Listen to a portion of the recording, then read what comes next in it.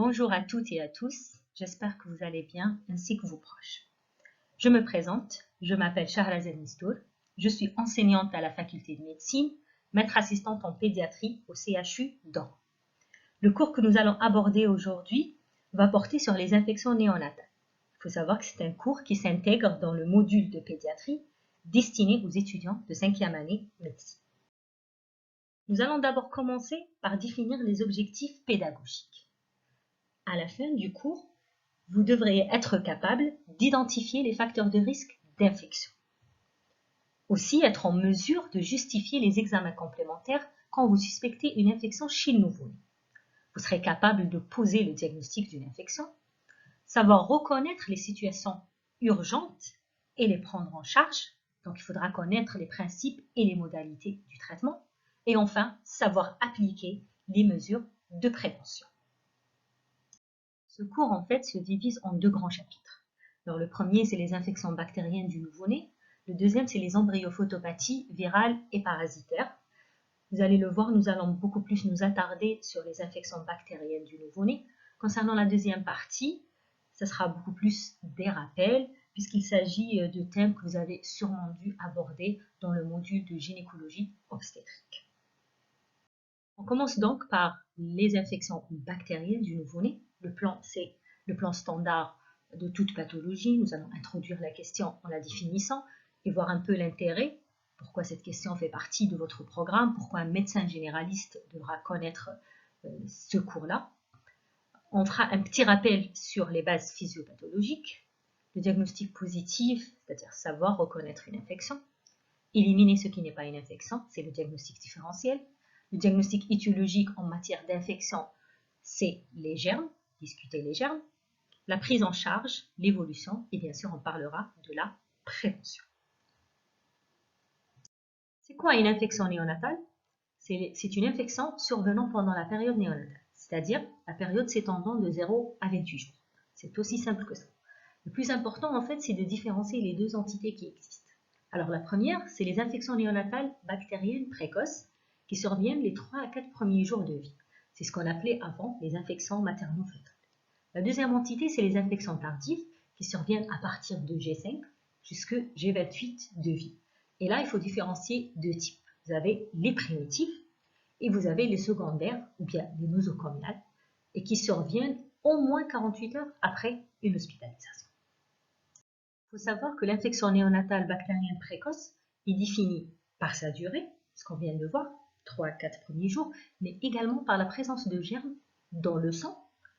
On va l'identifier en réalisant des hémocultures qui vont être positifs, ou bien dans le liquide céphalorachidien, et dans ce cas-là, c'est en réalisant une ponction lombaire qui va être positive. Pourquoi cette question fait partie de votre programme? Alors déjà, c'est une pathologie qui est très fréquente. Comme vous voyez, 1 sur 1000 naissances vivantes. Deuxièmement, c'est la gravité.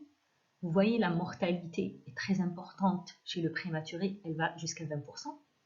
Difficulté diagnostique, nous allons le voir par la suite, que ce n'est pas si évident que ça. Il faudra donc mettre un traitement dès la suspicion et le pronostic va dépendre de la précocité du diagnostic et du traitement. Et bien sûr, un grand intérêt de prévention. Quand on parle d'infection, on va répondre à deux questions. La première, c'est pourquoi. Et le deuxième, c'est comment. Donc, le pourquoi. Pourquoi cet être, ce nouveau-né, va s'infecter. Donc cette partie-là, c'est les moyens de défense qui font que ce nouveau-né est fragile et qui est plus susceptible de s'infecter. La deuxième question, c'est le comment. C'est les mécanismes de l'infection. Et vous allez le voir, ils sont différents, qu'il s'agisse d'une infection néonatale bactérienne précoce ou bien d'une infection postnatale secondaire. On commence par les moyens de défense.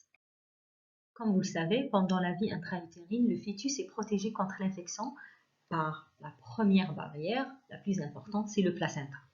Et vous avez aussi les membranes qui le protègent. Et enfin, en troisième position, vous avez le système immunitaire. Donc d'un côté, le système immunitaire du fœtus lui-même et le système immunitaire de la maman. C'est grâce au passage transplacentaire des EGG, mais qui ne se fait qu'à partir de la 32e semaine.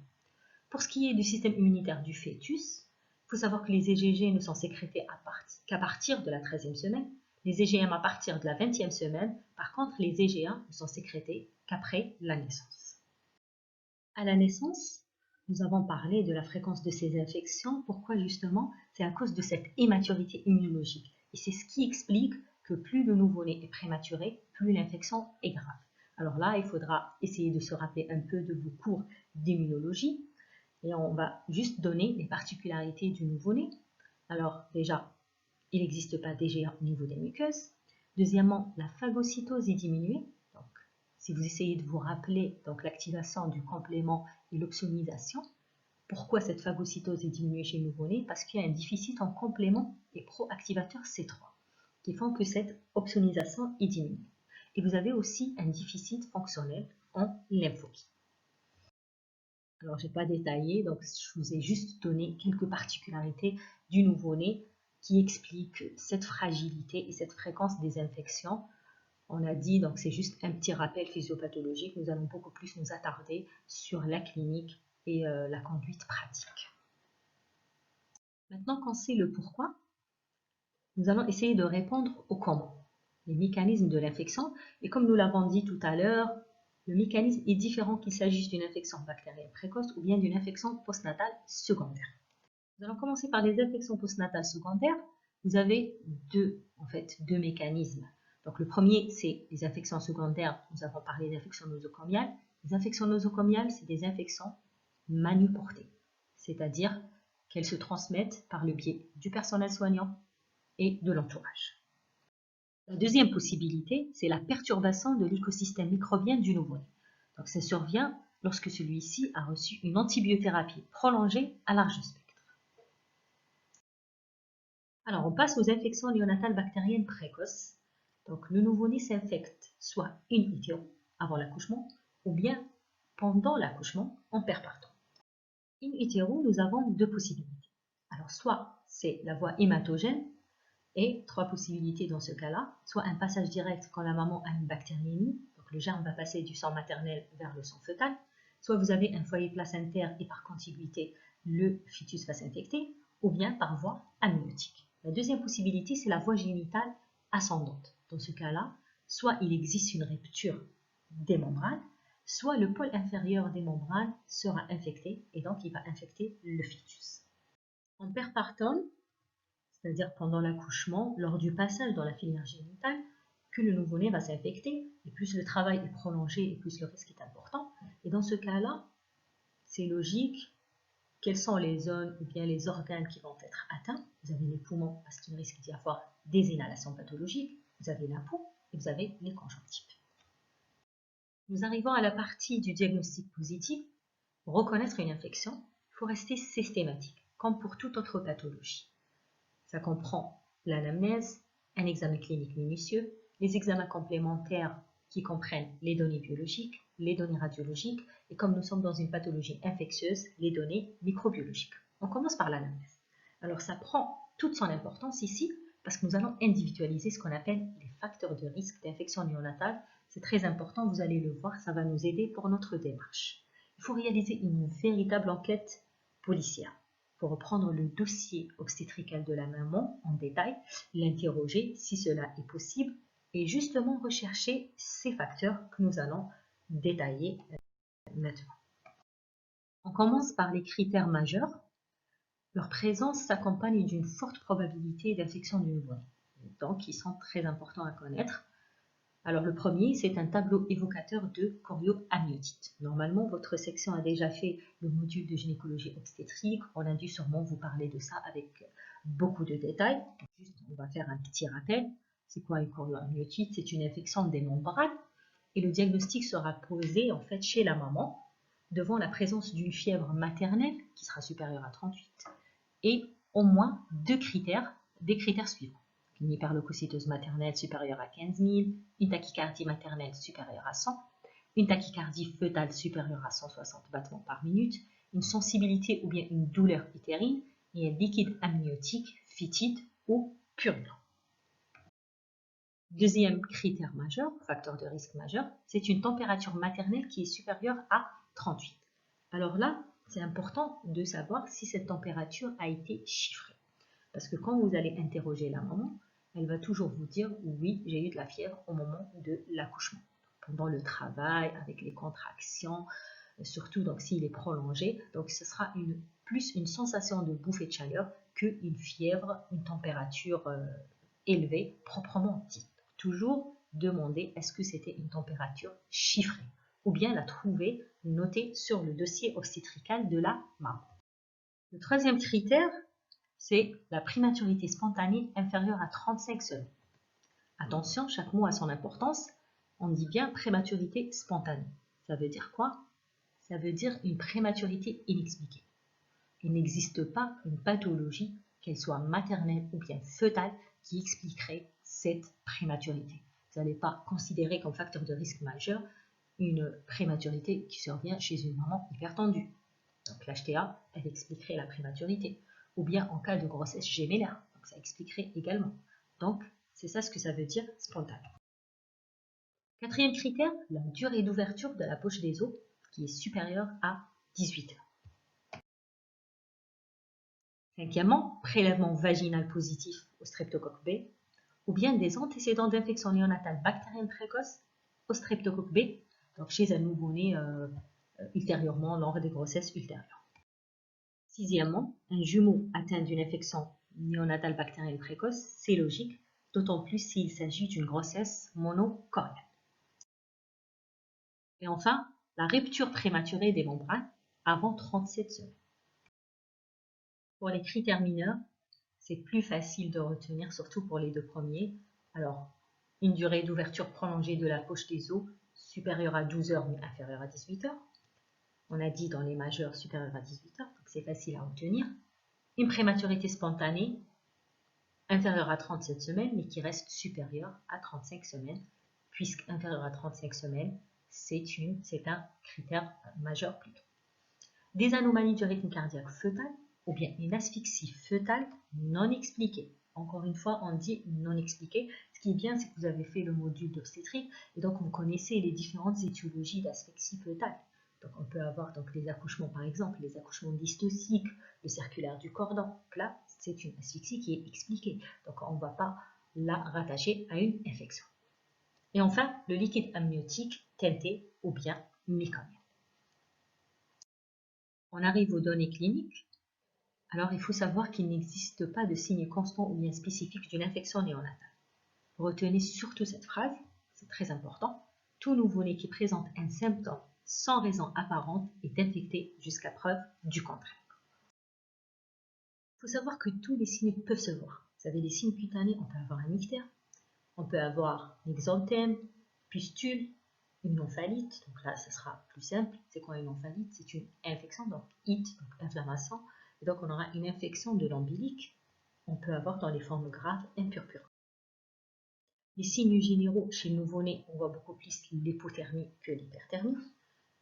Les signes circulatoires pouvaient avoir donc la cyanose, la tachycardie, un temps de recoloration cutanée qui va être allongé, supérieur à 3 secondes avec hypotension. Donc c'est quoi? C'est les signes de choc.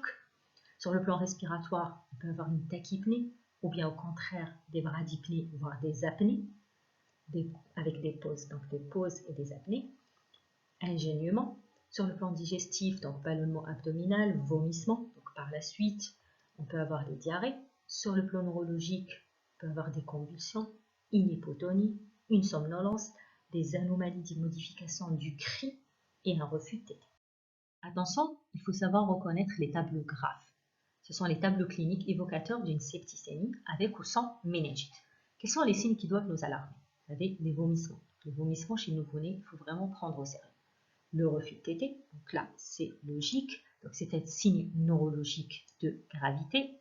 Vous pouvez avoir aussi une somnolence ou bien une irritabilité, des gémissements, donc le teint grisâtre. Donc le teint grisâtre, c'est quoi un teint grisâtre? Donc, un teint grisâtre, c'est une coloration qui se situe entre la pâleur et la cyanose. C'est un signe de gravité de l'infection et vous allez le voir quand vous allez être dans le terrain. Il suffit de le voir une fois et vous allez le retenir. C'est très évocateur. On peut avoir également des hypothermies. Et rapidement, le tableau va se compléter. Vous allez avoir le syndrome de détresse respiratoire, les troubles hémodynamiques, une atteinte neurologique et le sclérème. Donc, c'est quoi un sclérème? C'est important. C'est une atteinte en fait du tissu adipeux qui est un signe de gravité de l'infection. comment ça va se traduire sur le plan clinique? Donc, c'est une perte de la souplesse et de la mobilité des parties profondes sous la peau. C'est-à-dire que vous allez avoir une induration à la palpation de la peau. Donc, ça commencera au niveau des membres inférieurs. Vous allez le trouver dans un premier temps au niveau des cuisses et des lampes, mais ça peut se généraliser par la suite. L'induration avec secondairement un aspect cartonné de la peau. Donc, là aussi, c'est comme le teint grisâtre. Vous le palpez une fois et vous n'allez plus l'oublier. Il faut savoir que dans ces cas-là, une méningite est associée dans 30% des cas. Concernant les données biologiques, en matière d'infection néonatale, ce qui nous intéresse, c'est surtout l'hémogramme et le bilan inflammatoire. Donc pour l'hémogramme, il est important de connaître les normes chez nous. On est en pédiatrie, il existe des normes pour chaque tranche d'âge. Vous le savez que le nouveau-né n'a pas les mêmes normes qu'un nourrisson ou bien qu'un enfant plus grand et bien sûr un adulte. Les globules blancs chez le nouveau-né se situent entre 5 000 et 30 000. Vous voyez? Donc on ne va pas parler d'une hyperleucocytose à partir de 15 000, mais plutôt de 30 000. Quels sont les signes qui peuvent orienter vers une infection? Donc vous avez les globules blancs qui sont soit trop bas ou bien trop élevés. Une leucopénie inférieure à 5 000 ou bien des neutrophiles inférieurs à 1500. Ou bien l'inverse, quand ils sont trop élevés, une hyperleucocytose supérieure à 30 000 ou bien des PNS supérieurs à 10 000. Une autre possibilité, c'est on a des plaquettes, donc une thrombopénie inférieure à 150 000. Là aussi, ça nous oriente vers une infection. Pour le bilan inflammatoire, vous avez la CRP et la procalcitonie.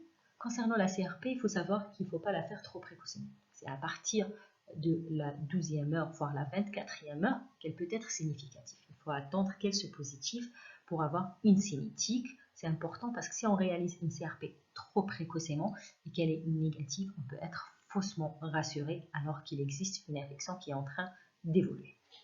Les autres examens biologiques, c'est beaucoup plus par rapport aux conséquences et la sévérité de l'infection. On peut avoir des troubles métaboliques comme une hypoglycémie, une acidose, une CIBD, etc.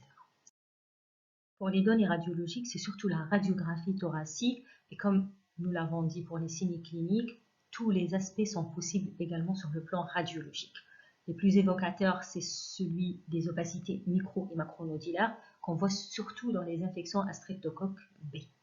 Là, je vous ai mis un exemple, mais on peut tout voir. Je vous ai dit, tous les aspects sont possibles. Donc là, l'exemple, vous avez une diminution de la transparence. Vous voyez, donc des poumons.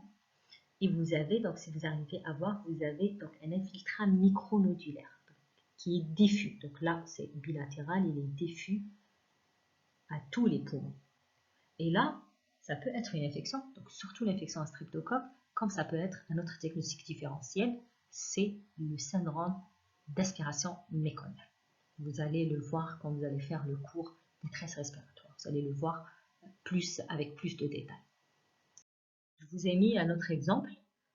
Dans ce deuxième cliché, nous voyons donc un foyer ici. Donc vous avez un foyer ici, donc c'est une opacité. Donc c'est un foyer rétractile du poumon droit, rétractile parce qu'on voit l'attraction ici de la trachée et vous voyez ici l'ascension de la coupole diaphragmatique droite. Et l'autre poumon, donc il y a une compensation au niveau de l'autre poumon, on voit une hyperclarté apicale et une hyperclarté basale. Dans les pathologies infectieuses, la certitude diagnostique ne se fait qu'après isolement du germe. Ceci se fait grâce au prélèvement bactériologique. Chez le nouveau-né, dans les infections néonatales plutôt, on a trois possibilités. Donc nous avons les prélèvements qui se font chez la mère, c'est les hémocultures, le CBU et le prélèvement vaginal. On peut faire aussi des prélèvements au niveau du placenta, et enfin c'est les prélèvements au niveau du nouveau-né. Vous savez, les prélèvements périphériques, le liquide gastrique, les oreilles, le nez, mais qui doivent se faire avant 6 heures, sinon elles n'ont aucun intérêt. Au niveau de l'ombilic, par exemple, si vous avez une omphalite, une inflammation avec des suppurations, donc on peut prélever le pus et le mettre en culture. Et après, c'est en fonction donc, de l'infection. Si on a une infection localisée et qu'on peut prélever, il faudra le faire. Les prélèvements centraux. Vous vous rappelez de la définition de l'infection néonatale bactérienne précoce, donc c'est soit la présence du germe dans le sang, les hémocultures positives, ou bien dans le liquide céphalorachidien, une ponction lombaire positive. La question qui se pose, est-ce que nous allons réaliser une ponction lombaire chez tous les nouveau-nés chez qui on suspecte une infection néonatale? Alors la réponse est bien sûr non. Vous avez des indications qui sont bien précises. Alors la PL est indiquée chez le nouveau-né de moins de 72 heures dans 3 situations. Donc la première en présence de signes neurologiques, c'est logique. En cas de signes de sepsis, si vous vous rappelez, quand on a parlé des tableaux de septicémie, on indique qu'une méningite est associée dans 30% des cas, donc il faut savoir aller rechercher cette méningite. Et enfin, si on a secondairement des hémocultures positives. Donc, on a réalisé une hémoculture chez le nouveau-né, il n'y avait pas de signe neurologique, il n'y avait pas de signe de sepsis, mais par la suite, nous avons reçu les résultats de l'hémoculture qui sont revenus positifs. Donc ça, c'est les indications de la réalisation d'une ponction lombaire chez le nouveau-né. Maintenant, le CBE, donc l'examen cytobactériologique des urines, il n'a aucun intérêt avant 72 heures de vie, sauf dans une seule situation, si on a une dilatation urinaire antinatale. C'est-à-dire, il y a une forte probabilité qu'il existe une malformation rénale, donc avec dilatation importante et stase. Dans ce cas-là, on peut réaliser un examen avant les 72 heures de vie. Au total, si on récapitule notre diagnostic positif, une infection bactérienne néonatale sera évoquée sur la présence de un ou plusieurs facteurs de risque, des symptômes cliniques, des signes biologiques et ou radiologiques évocateurs, et bien sûr, ce diagnostic sera confirmé par l'examen bactériologique qui mettra en évidence le germe responsable. Pour le diagnostic différentiel, éliminer ce qui n'est pas une infection, c'est une partie qui se fait en parallèle avec le diagnostic positif. Donc on reconnaît l'infection, mais en même temps, on est en train d'éliminer ce qui n'est pas une infection. Et c'est en fonction des symptômes cliniques. Vous avez vu, on a dit, tous les signes peuvent se voir. Par exemple, si on prend les signes respiratoires, un syndrome de détresse respiratoire, là, vous allez avoir les étiologies du syndrome de détresse respiratoire qu'il faudra éliminer. Donc, et chaque étiologie, elle aura des arguments en faveur et des arguments contre. Vous allez faire par la suite, on va vous faire le cours détresse respiratoire du nouveau-né, vous allez voir les différentes étiologies, les arguments, les caractéristiques, et après, ça sera vraiment facile de faire la part des choses entre une infection et par exemple une inhalation de liquide amniotique clair, une maladie des membranes myalines par exemple, et ainsi donc toutes les autres étiologies. Par exemple, si on prend les signes neurologiques, vous avez des convulsions. Si vous avez des convulsions chez un prématuré sans facteur de risque, on peut suspecter une hémorragie cérébrale par exemple. Chez le nouveau-né à terme, on va suspecter des troubles métaboliques, un trouble héréditaire du métabolisme, une asphyxie néonatale. Là encore une fois, vous avez le cours convulsion du nouveau-né, vous avez toutes les étiologies et vous allez rechercher à chaque fois les arguments en faveur d'une étiologie précise. Ce qui est important en fait, je vous remets la fameuse phrase que j'ai mise au début du diagnostic positif, c'est tout nouveau-né qui va mal, sans raison apparente, sans étiologie qui est évidente et facilement retrouvée, il faut qu'il soit considéré comme suspect d'infection. Les germes responsables d'une infection néonatale sont différents, qu'il s'agisse d'une infection néonatale bactérienne précoce ou bien d'une infection néonatale secondaire. Alors, dans les infections néonatales bactériennes précoces, il faut retenir essentiellement les 3 germes les plus fréquents, l'Escherichia coli et le Streptocoque B, et le Listeria en 3e position, qui est de moins en moins fréquent. Mais c'est surtout l'Escherichia coli et le Streptocoque B. Plus rarement, vous avez les infections spécifiques. En fait, vous avez la syphilis, l'infection à chlamydia ou bien la tuberculose. Les infections postnatales secondaires, on a dit qu'elles peuvent être primitives, donc c'est les mêmes germes que l'infection néonatale bactérienne précoce. Les secondaires, nous l'avons dit, c'est les nosocomiales. Donc c'est les germes hospitaliers multirésistants, c'est les bacilles gram-négatifs et c'est le staphylocoque doré. Nous avons diagnostiqué une infection, nous avons identifié un germe ou bien nous suspectons fortement une infection. Qu'est-ce que nous allons faire? On arrive au chapitre prise en charge. Encore une fois, il faut vraiment rester systématique. Comme dans votre démarche diagnostic positif, la prise en charge, il faut toujours raisonner en 4 étapes. Se poser les bonnes questions. Première question, pourquoi je traite? Qu'est-ce que j'attends du traitement? En fait, c'est les buts du traitement. Dans ce cas-là, qu'est-ce qu'on peut dire comme but du traitement? Éradiquer l'infection, stériliser l'organisme, éviter les complications. Donc, je vous ai mis tout ça dans le polycope.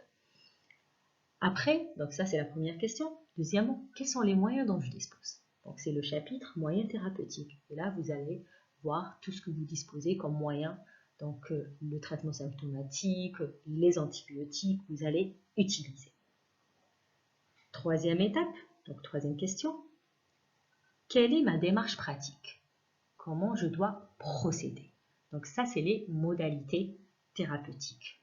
Et enfin, quatrième question, qu'est-ce que je dois surveiller? Donc là, il faudra connaître les critères donc, de guérison éventuellement, les complications donc, et leurs signes, comment donc éventuellement les traiter. Donc, je vous ai mis les détails dans le polycope. Donc ici, nous allons beaucoup plus voir la démarche pratique. Donc, je vous ai pris en fait les diagrammes de la Société algérienne de pédiatrie. Comme vous le savez, dans chaque spécialité, il y a un comité d'experts de la spécialité, dans une société savante. Ils se réunissent, ils font des consensus qui vont nous aider dans notre pratique. Donc là, c'est pris du consensus d'infection néonatale de la Société algérienne de pédiatrie. Donc, nous allons voir en fait 3 situations. La première situation, vous avez un nouveau-né qui est asymptomatique, qui ne présente pas de signes. Il est né après 37 semaines, d'accord? Et il présente des facteurs de risque infectieux.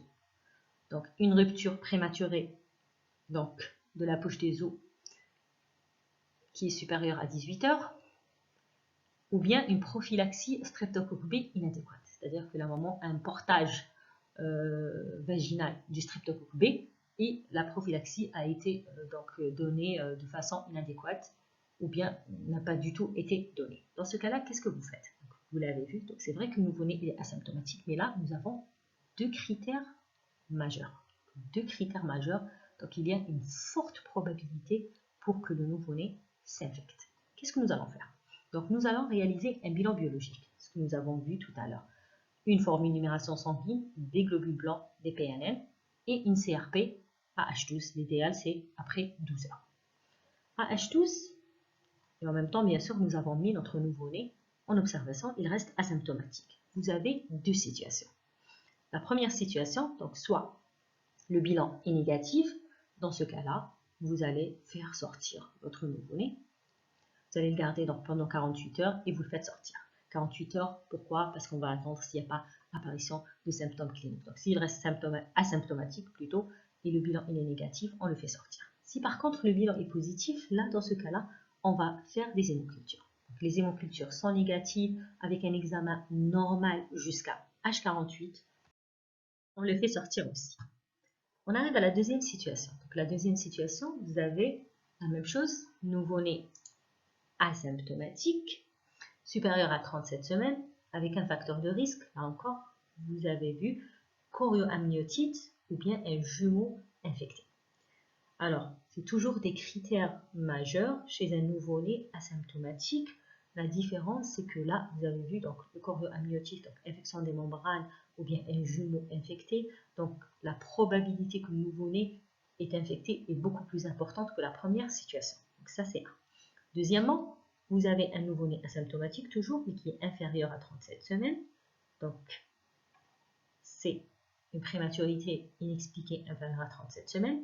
Donc, déjà un critère mineur, avec des facteurs de risque majeurs, chorioamniotite, rupture prématurée de la poche des os, donc supérieure à 18 heures, ou bien une prophylaxie streptocoque inadéquate. Dans ce cas-là, la différence par rapport à la première situation, c'est le terme en fait. Donc, en plus de ces facteurs majeurs, il y a le terme qui est inférieur à 37 semaines. Dans ce cas-là, on fait le bilan comme la première situation. On fait la formule-numération sanguine, la CRP à H12 et on réalise les hémocultures d'emblée. Alors que dans la première situation, vous avez vu, on a dit, on réalise d'abord le bilan inflammatoire et s'il est positif avec la formule, et s'il est positif ou bien il y a des anomalies, on complète par l'hémoculture. Dans cette situation-là, on réalisera d'emblée les hémocultures avec le bilan inflammatoire. Et voilà, donc l'autre particularité, c'est que nous allons débuter l'antibiothérapie en attendant les résultats. Si on se pose la question, pourquoi dans ce cas-là, on commence l'antibiothérapie? Parce qu'en fait, dans cette situation, le risque d'une infection sévère est très élevé. les résultats vont tarder. Donc, on va avoir les résultats au bout de 48 heures. Et si on laisse une infection évoluer, donc le pronostic du nouveau-né va être mis en jeu. Donc on préfère débuter l'antibiothérapie et à H48, quand on va recevoir les résultats, on va discuter. Alors, à H48, vous avez votre bilan. Si ce bilan est négatif, alors vous arrêtez vos antibiotiques. Et bien sûr, rappelez-vous, on a dit nouveau-né asymptomatique. Donc là, vous arrêtez vos antibiotiques, vous le faites sortir. Si par contre, vous avez une hémoculture positive, vous vous rappelez, donc là, on est là, vous vous rappelez ce qu'on a dit, c'est une indication à réaliser une ponction lombaire. Et là, vous allez différencier. Donc, si vous avez juste l'hémoculture qui est positive, vous êtes dans le cadre d'une septicémie, et là, vous allez traiter votre nouveau-né pendant 10 jours. Si par contre, vous avez une méningite, vous allez traiter pendant 21 jours. Si c'est un streptocoque, ça sera 15 jours. Donc, si vous arrivez à identifier le streptocoque. Troisième possibilité, vous avez une hémoculture négative. Par contre, vous avez les autres bilans qui sont positifs. Vous avez une CRP positive ou bien des anomalies à la formule numération sanguine. Dans ce cas-là, vous allez traiter comme infection usuelle et la durée du traitement va être de 7 jours. La troisième situation, c'est celle d'un nouveau-né symptomatique. Nous avons parlé dans les deux premières situations de nouveau-né asymptomatique. Et là, c'est un nouveau-né symptomatique. Je précise encore une fois, symptômes qui ne sont pas expliqués par une autre pathologie. Aucune étiologie n'a été retrouvée. D'accord? Alors, dans ce cas-là, qu'est-ce qu'on va faire? C'est un nouveau-né symptomatique, on n'a pas trouvé une pathologie qui pourrait expliquer ces symptômes. Il s'agit d'une forte suspicion d'infection. Alors, on va réaliser un bilan infectieux, la même chose, donc formule numération sanguine, des globules blancs, des polynucléaires neutrophiles, une CRP-AH12, des hémocultures, dans ce cas-là, on va les lancer d'emblée. Une radiographie pulmonaire, pour la ponction lombaire et l'examen cytobactériologique des urines, c'est en fonction des indications que nous avons vues tout à l'heure. Et bien sûr, on lance le bilan et on débute notre antibiothérapie. C'est un nouveau-né symptomatique avec une forte probabilité qu'il soit infecté sans aucune autre pathologie qui expliquerait ces symptômes. On ne peut pas prendre le risque. D'accord? Donc, on commence l'antibiothérapie, on lance notre bilan. Au bout de 48 heures, nous avons nos résultats. Et dans ce cas-là, on se retrouve confronté à trois possibilités. La première possibilité, c'est si on a un bilan négatif, et entre-temps, bien sûr, ce nouveau-né qui était symptomatique va devenir asymptomatique avec un examen clinique normal. Là, on est en droit d'arrêter l'antibiothérapie et de faire sortir l'enfant. Deuxième possibilité, l'hémoculture ou bien la ponction lombaire revient positive. Dans ce cas-là, si c'est l'hémoculture uniquement, on va traiter comme septicémie pendant des jours. Si la ponction lombaire est positive, on va traiter comme méningite pendant 21 jours.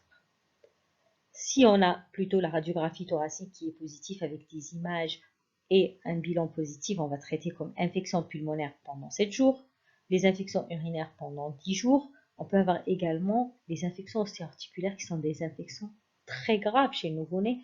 Le plus souvent, c'est des infections nosocomiales liées aux soins qui surviennent le plus souvent en regard des voies d'abord. Il s'agit donc de germes multirésistants. Ça nécessite des traitements au long cours qui sont supérieurs assistés.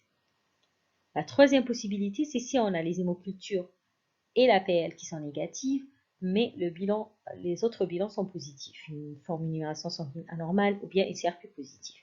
Dans ce cas-là, la durée de traitement va être de 7 jours.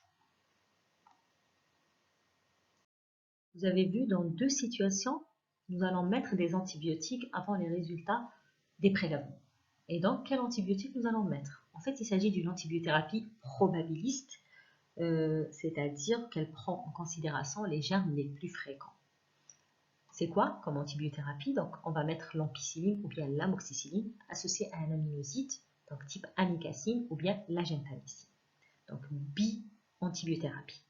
On va mettre une tri-antibiothérapie, donc on va ajouter un troisième antibiotique, le céfotaxime, dans 3 situations. Donc ça, c'est important, il faut le connaître.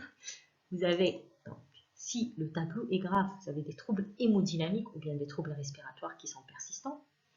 Si vous avez donc un trouble neurologique, ou bien la maman a reçu une antibiothérapie prolongée supérieure à 5 jours, c'est-à-dire qu'il y a eu un passage chez le nouveau-né. D'accord? Donc ça, c'est important.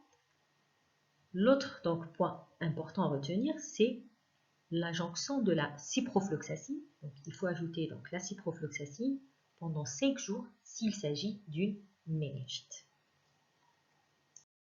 Pour le pronostic, plus l'infection est sévère et plus la mortalité est élevée. Nous avons vu donc les tableaux graves sont les tableaux de septicémie et de méningite, et la mortalité elle peut aller jusqu'à 50%. Elle est beaucoup plus importante chez le prématuré.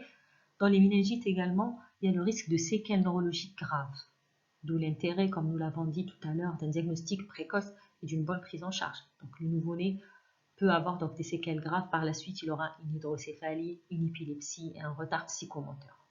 Les infections localisées, par contre, elles ont un meilleur pronostic avec une mortalité qui est beaucoup plus faible.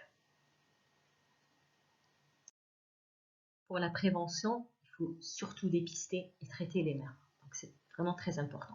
Pour les infections secondaires, on a dit il y a les infections manuportées, les infections liées aux soins. Dans ce cas-là, il faut vraiment une hygiène, une asepsie rigoureuse avec stérilisation du matériel médical. Pour les infections donc, secondaires à une perturbation de l'écosystème, donc là, il faudra un peu maîtriser la prescription et éviter les prescriptions inadéquates des antibiotiques à large spectre chez le nouveau-né. Donc vous avez aussi l'allaitement maternel, c'est très important. Il faut promouvoir l'allaitement maternel parce qu'il a un effet protecteur pour le nouveau-né. Voilà, nous avons terminé avec la première partie du cours. Je vous ai dit, c'est la partie la plus importante. Alors, il reste donc le chapitre embryophotopathie virale et parasitaire, mais ça va être beaucoup plus rapide que la première partie. Nous allons parler des embryophotopathie maintenant. Ce sera donc les embryophotopathie donc, parasitaires. D'abord, c'est la toxoplasmose. Et par la suite, nous allons parler des virales. C'est quoi une embryopathie? Une embryopathie, elle est due à l'atteinte de l'embryon pendant les 8 premières semaines de grossesse, c'est-à-dire durant la période de l'embryogenèse. À la différence des photopathies, donc les photopathies, c'est à partir de la 9e semaine. Donc ça va toucher un fœtus déjà bien fort. On commence par la toxoplasmose. C'est beaucoup plus des rappels en fait. C'est quoi la toxoplasmose? C'est une infection parasitaire à Toxoplasma gondii et la contamination elle se fait par l'ingestion de viande crue et d'aliments contaminés. Le risque d'infection fœtale augmente avec l'âge gestationnel, mais la gravité elle diminue, fort heureusement. Donc il faut retenir que toute femme séronégative, elle doit bénéficier d'une sérologie mensuelle afin de dépister une séroconversion. 3 tableaux cliniques peuvent se voir. Nous avons dit le risque de contamination augmente avec l'âge gestationnel, mais la gravité diminue. Donc si la contamination se fait au premier trimestre, donc c'est une faible probabilité, mais l'atteinte sera grave. On peut avoir une mort fœtale in utero ou bien un avortement. Si la contamination se fait au 2e trimestre, on va avoir des formes plus ou moins graves à intermédiaires. On va avoir des troubles neurologiques, microcéphalie, hydrocéphalie, des convulsions, un retard psychomoteur, comme on peut avoir des troubles ophtalmiques, ou bien des anomalies viscérales, ictères, donc des troubles hémorragiques, une éruption cutanée. Au 3e trimestre, donc c'est là où le risque de contamination est le plus important, mais les atteintes sont beaucoup moins graves. On peut même avoir donc les formes latentes qui sont les plus fréquentes si la contamination se fait au 3e trimestre et qui se révèlent tardivement, le plus souvent par un retard psychomoteur. On peut aussi trouver des calcifications intracrâniennes. Nous allons voir ensemble les différentes situations qu'on peut retrouver. La première, c'est si vous faites une sérologie chez la maman, qu'elle revient positive, mais que vous n'avez pas de prélèvement antérieur, c'est-à-dire donc une sérologie positive à EGG, bien sûr les IgM seront négatifs. Alors là, est-ce qu'il s'agit d'une toxoplasmose évolutive ou bien d'une contamination ancienne? Qu'est-ce qu'on fait dans ce cas-là? Vous allez réaliser un 2e prélèvement. D'accord? Donc on réalise un 2e prélèvement, bien sûr, après un intervalle de 3 semaines. Et là, on a 2 possibilités. Donc la première possibilité, donc on est là, soit vous aurez une augmentation significative du titre d'IgG, et dans ce cas-là, ça signe le caractère évolutif de la toxoplasmose. Deuxième possibilité, vous avez un taux stable, et dans ce cas-là, il s'agit d'une contamination qui remonte à au moins 2 mois avant le premier prélèvement. Là, on est tranquille.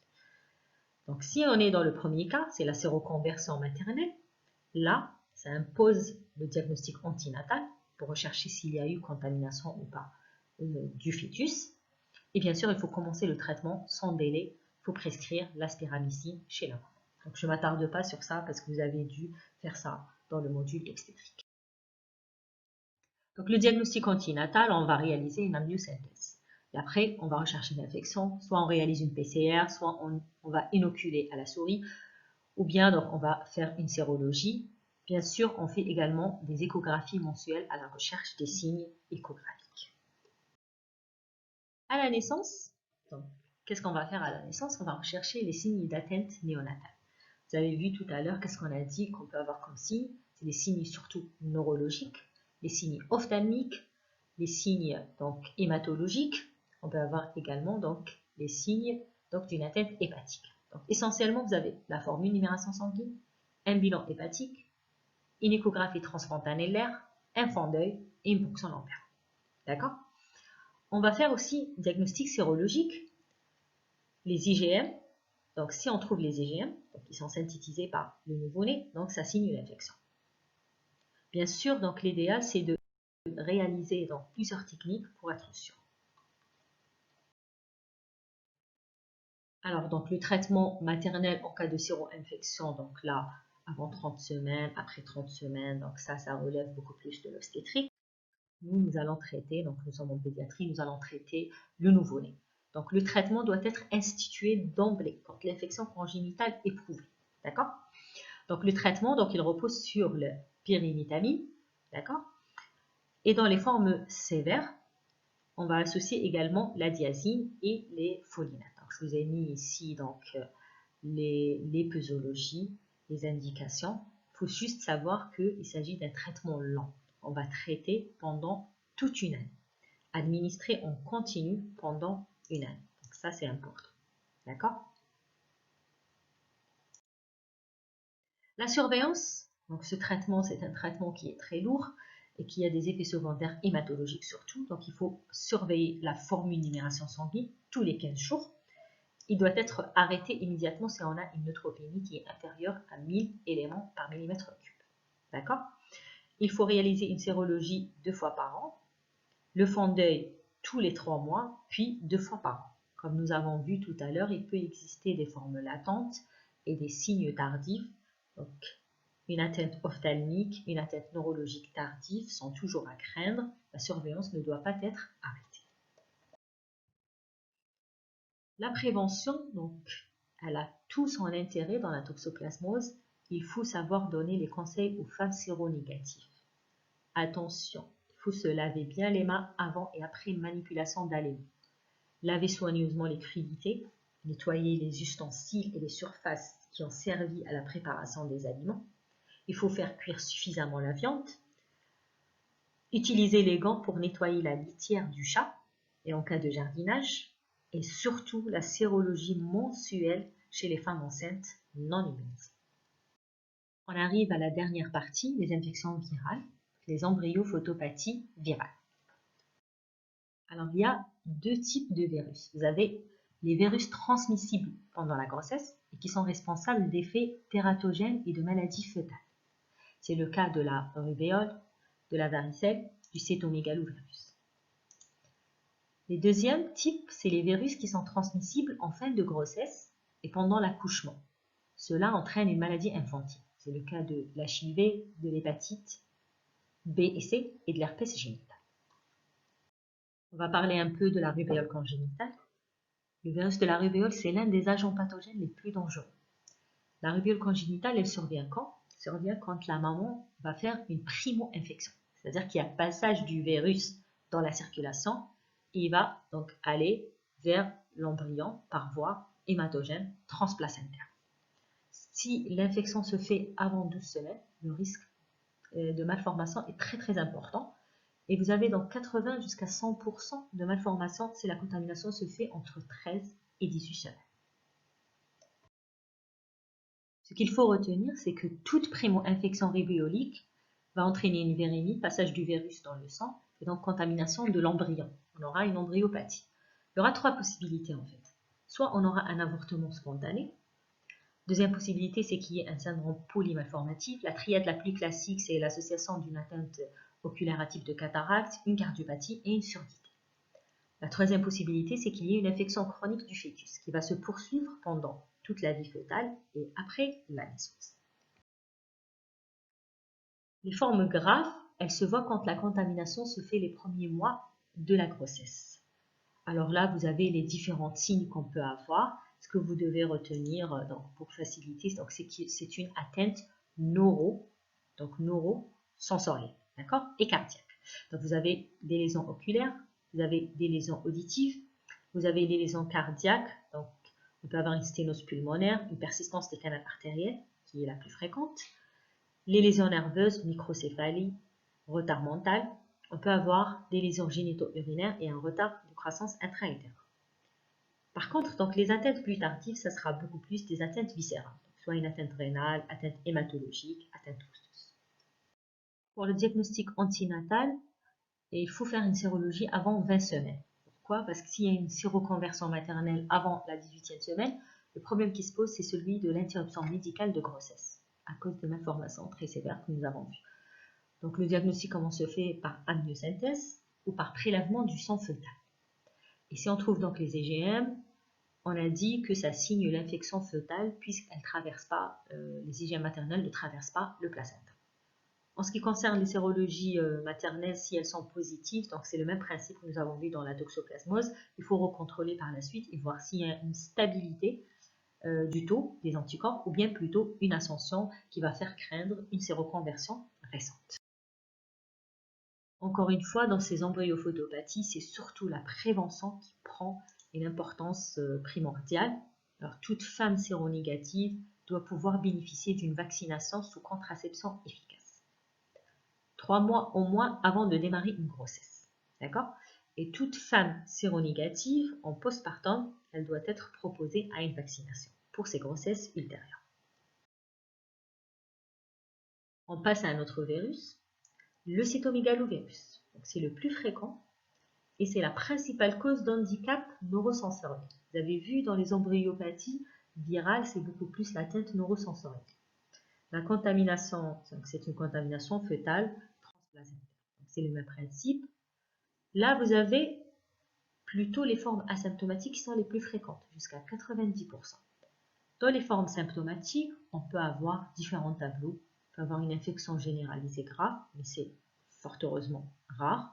On peut avoir juste une prématurité inexpliquée. On peut avoir une atteinte hépatique, une atteinte neurologique, une atteinte pulmonaire, etc.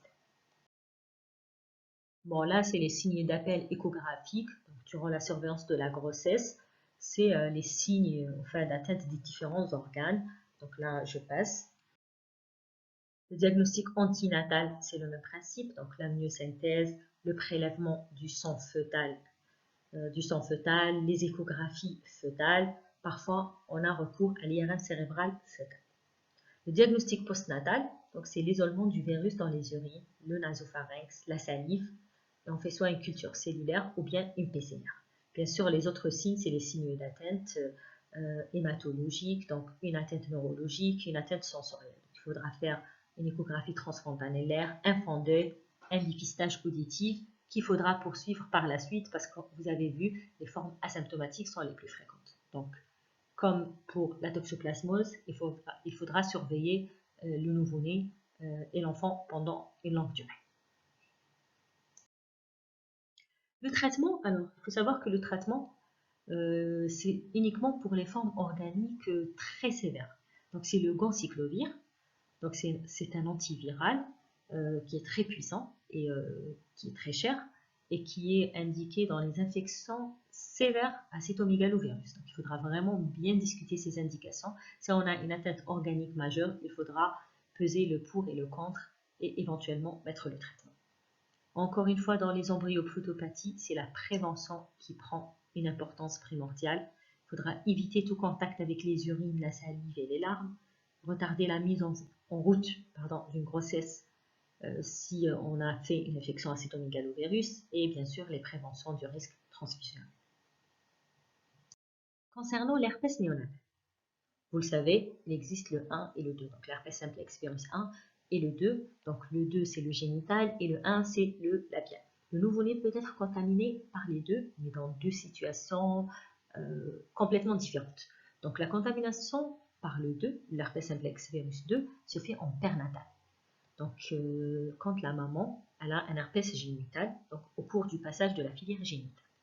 D'accord? C'est pour ça qu'en début du travail, si on a des lésions herpétiques, l'accouchement sera réalisé par voie haute pour éviter la contamination. L'infection ou bien la contamination postnatale se fait essentiellement par l'herpès simplex virus 1, le labial. Elle se fait dans quel cas? C'est à partir des lésions de la mère ou de l'entourage. Quand les parents ont un herpès labial et qu'ils font des bisous au petit bébé, donc là, ils risquent de le contaminer, il peut avoir des formes graves. C'est pour ça, vraiment, on insiste, si vous avez un herpès, il ne faut pas embrasser les nouveau-nés, s'il vous plaît.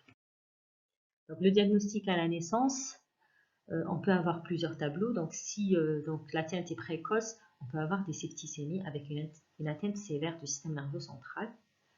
Dans les formes tardives, donc c'est des formes beaucoup plus limitées au système nerveux central. Les formes localisées, donc c'est des formes limitées à la peau et au mucus.